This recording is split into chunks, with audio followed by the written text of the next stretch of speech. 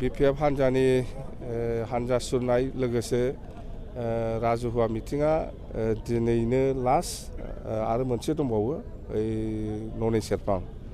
आरो बे रेलियाव आं जिखिनि नुनो मोन्दों गासिबो जाथि जनगोष्ठीनि मानसिया जगदान खालामदों